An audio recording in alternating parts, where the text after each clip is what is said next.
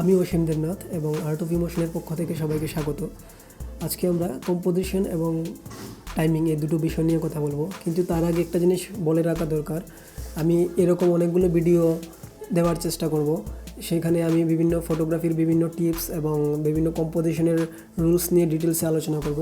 তো প্রতিটা ভিডিওতেই আমি এক এক করে এক একটা কম্পোজিশন নিয়ে ডিটেলসে কথা বলবো। আশা করছি ভিডিওগুলো তোমাদের অনেক বেশি হেল্পফুল হবে। আর চ্যানেলে যারা নতুন আছো তাদের উদ্দেশ্যে বলছি যে চ্যানেলটাকে সাবস্ক্রাইব করার জন্য এবং লাইক করার জন্য, এবং তোমাদের মনে যদি কোনো প্রশ্ন থাকে বা কোনো আমার ভুল বা ত্রুটি থাকে সেগুলোকে কমেন্ট করে জানার জন্য, তাতে আমি আরও বেশি উৎসাহিত হব এবং নেক্সট টাইম আমি আরও ভালো ভিডিও দেওয়ার চেষ্টা করব। ফটোগ্রাফারদের ক্ষেত্রে সবথেকে বড় একটা প্রশ্ন হচ্ছে, যখন তারা ফটোগ্রাফি করতে যায় তখন তাদের চারিপাশে অনেকগুলো অবজেক্ট থাকে, সাবজেক্ট থাকে বা অনেক কিছুই থাকে, ন্যাচারাল লাইটও থাকে, অনেক কিছু থাকে, কিন্তু প্রশ্নটা হচ্ছে যে আমি আমার ফ্রেমে কোন জিনিসটা রাখবো বা আমার ফ্রেমে কোন জিনিসটা রাখা দরকার, এবং সাবজেক্ট খুঁজে বের করে আমি কোথায় রাখবো বা তার কি রুলস রয়েছে, সেটাই মূলত মেন প্রশ্ন। তো কম্পোজিশনের এই ক্লাসগুলোতে মোটামুটি আমি এটাই চেষ্টা করব যে সেই প্রবলেমগুলোকে কীভাবে সলভ করা যায়, এবং সেই রুলসগুলো নিয়েও আমি ডিটেলসে আলোচনা করব। এখানে কিছু সাইকোলজিও কাজ করে, সায়েন্টিফিক রিজনও আছে, সেগুলো নিয়ে আমি ডিটেলসে কথা বলবো যে কীভাবে সেই কম্পোজিশনগুলোকে ক্রিয়েট করতে হয় বা সেগুলোকে কীভাবে আমাদের আরও বেশি ছবিকে আরও বেশি ইন্টারেস্টিং করতে হয় বা ড্রামাটিক করতে হয়, সেটা নিয়ে আমি ডিটেলসে কথা বলবো।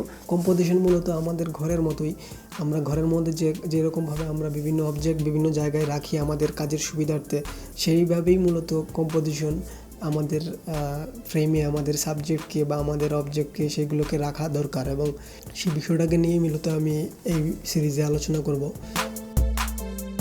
কম্পোজিশনকে বোঝার জন্য আমি কয়েকটা বিষয় বলে দিচ্ছি আজকে, তো নেক্সট ক্লাসগুলো বুঝতে সুবিধা হবে।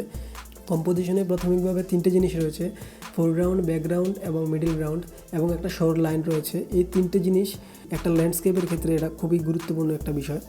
ফোরগ্রাউন্ড হচ্ছে এই ছবিতে যেটুকু অংশ আমরা হাইলাইট দেখতে পাচ্ছি, ক্যামেরার সবথেকে কাছের অংশ যেটা থাকে সেটাকে মূলত সাধারণভাবে ফোরগ্রাউন্ড বলা হয়, এবং তারপরে যে অংশটা থাকে, যে ছোট্ট নৌকাটা দেখা যাচ্ছে বা ঝোপগুলো দেখা যাচ্ছে, সেটাকে মূলত বলা হবে মিডল গ্রাউন্ড বা মিড গ্রাউন্ড, এবং তারপরে যেটা দেখা যাচ্ছে যে স্কাইটা, সেটা হচ্ছে ব্যাকগ্রাউন্ড। এবং তার নিচে যে লাইনটা দেখা যাচ্ছে, ছোট্ট জলগুলো যেখানে গিয়ে একটা জায়গায় মিলিত হচ্ছে বা আকাশটা যেখানে গিয়ে মিলিত হচ্ছে, সেখানে একটা লাইন সৃষ্টি হয়েছে, সেই লাইনটাকে বলা হবে শোর লাইন।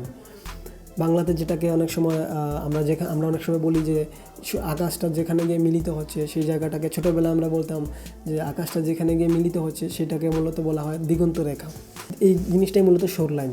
ফোরগ্রাউন্ড, ব্যাকগ্রাউন্ড এবং মিডল গ্রাউন্ড, এই তিনটে জিনিসের মধ্যে প্রথমে যদি আমি বলি ফোরগ্রাউন্ড খুবই গুরুত্বপূর্ণ একটা বিষয়। এই ছবির ক্ষেত্রে আমি ফোরগ্রাউন্ডকে আউট অফ ফোকাসে রেখেছি। ফোরগ্রাউন্ড হচ্ছে ফুলগুলো আমি আউট অফ ফোকাসে রেখেছি। তাতে কিন্তু আউট অফ ফোকাসে রাখলেও আমার সাবজেক্টটা অনেক বেশি আইসোলেট হচ্ছে, আমার সাবজেক্টকে আরও বেশি হাইলাইট করেছে এই ফুলগুলোর মাধ্যমে। ফোরগ্রাউন্ড যত বেশি ভালো হবে বা আমার ফোরগ্রাউন্ডের কম্পোজিশন যত ভালো হবে, তত ভালো আমার সাবজেক্ট তৈরি হবে।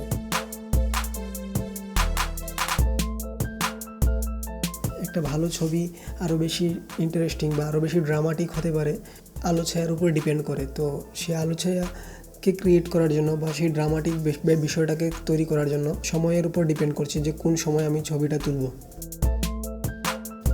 দুটো সময় আছে, একটা হচ্ছে সকাল এবং বিকেলবেলা, সেটা আমরা জানি। সেই সময়টাকে বলা হয় গোল্ডেন আওয়ার। সূর্য উদয়ের ঠিক পর 1 থেকে 1.5 ঘন্টা সময় পর্যন্ত বা 2 ঘন্টা সময় পর্যন্ত, এবং সূর্যাস্তের ঠিক তার আগের সময়টা 1 থেকে 1.5 ঘন্টা বা 2 ঘন্টা সময় পর্যন্ত যে সময়টুকু থাকে, সেটাই হচ্ছে মেন ছবি তোলার মেন সময়। বা তাছাড়াও অন্যান্য সময়ে ছবি তোলা যায়, কিন্তু এই দুটো সময়ে আমরা বেশি ছবিতে আরও বেশি নাটকীয় করতে পারি এই সময়ের ছবিগুলোর মাধ্যমেই। কারণ এই সময়ে সূর্য একটা পাশ থেকে আসে, তো তাতে কি হয়, ছবিতে যদি এই পাশে আলো থাকে তো ওই পাশে অন্ধকার থাকবে, তো তাতে কি হবে, আরও বেশি ডেপথ তৈরি হবে। দুপুরবেলা কী হবে, সূর্য এখানে থাকবে, তাতে আমাদের ওভারঅল ছবিতে পুরোটাই লাইট থাকবে, কোনো ডেপথ থাকবে না। সেক্ষেত্রে আমাদের ছবিগুলো বোরিং হয়ে যাবে।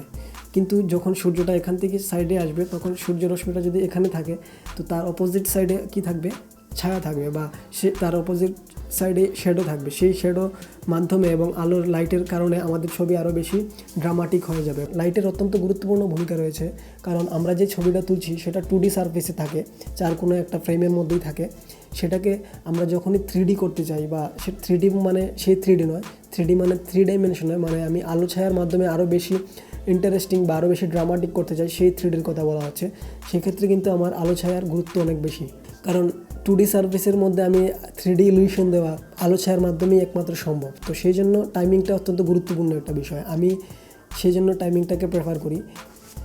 অন্যান্য সময়েও ছবি তোলা যায়, সেখানে কোনো বাধ্যতামূলক নিয়ম নেই যে গোল্ডেন আওয়ারেই ছবি তুলতে হবে, তুমি অন্যান্য সময়েও ছবি তুলতে পারো। কিন্তু গোল্ডেন আওয়ারে এই রিজনের জন্য, এই রিজনগুলো থাকার কারণে আমরা গোল্ডেন আওয়ারে বা এই সন্ধ্যা, বিকেলবেলা এবং সকালবেলা আমরা ছবি তুলতে পারি।